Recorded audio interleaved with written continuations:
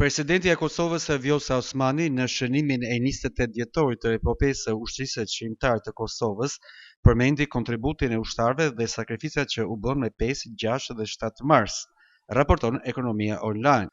Ajo në seancën solemne të Kuvendit të Kosovës tha se pikërisht në këto ditë e 28 vjet më parë, historia e Kosovës mori drejtim të ri dhe se familja Jashari u bë kala, ndërkaq që kullat e tyre u bën flamur i përhershëm i lirisë sonë. Sot kur përmendim emrin e Adem Jasharit, komandantit legjendar të gjithë familjes Jashari, kemi në mendje frymën dhe thirrjen që na kujton se liria asnjëherë nuk është dhuratë, por është sakrificë. Shteti është përgjegjësi dhe flamuri që e personifikon atë është amanet. Familja Adem Jasharit nuk është vetëm simbol i flijimit, por edhe i dinjitetit të lartë shtetëror.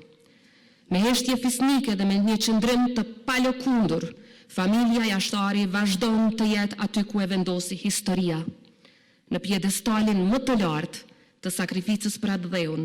Ndërsa kryetarja e Kuvendit të Kosovës, Albulena Haxhiu, në seancën solemne për shënimin e 28 dhjetorit të epopesë së UÇK-s, tha se shtëpia e zakonshme e familjes Jashari u kthye në qendrën e një përballje që ndryshoi historinë.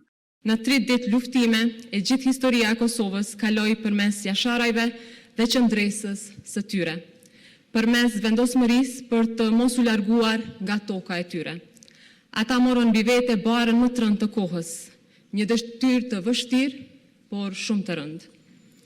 Në atë shtëpi ishin Adem Jashari dhe Hamz Jashari, prindrit Shabane Zahide, gratë dhe fëmijët, të gjithë bashk, krah për krah, të vetëdijshëm për atë që po vinte. Askush nuk u largua. Gra dhe burra luftuan e qëndruan, çdo dhomë, çdo obor u kthye në vijë mbrojtje. Çdo shpërthim dhe çdo krismë u bë betejë për liri. Lufta e atyre 3 ditëve nuk ishte vetëm për një familje, ishte për një popull që kërkonte të mos dorëzohej, të mos nënshtrohej. Në fund të atyre 3 ditëve u vranë të moshuar që kishin parë shumë. Burra e gra në moshën e forcës, por edhe fëmijë që sapo kishin nisur jetën. Sakrifica e tyre mbeti jo vetëm dhimbje, por themeli kujtesës dhe i qëndresës së kombit tonë. Në Kosovë u mbajtë seanca solemne për shënimin e 28 dhjetorit të epopesë së UÇK-s. Në këtë seancë mori pjesë edhe vëllai i komandantit Adem Jashari, Rifati Jashari, ku me 1 minutë heshtje janë nderuar të rënët për pavarësinë dhe lirinë e Kosovës.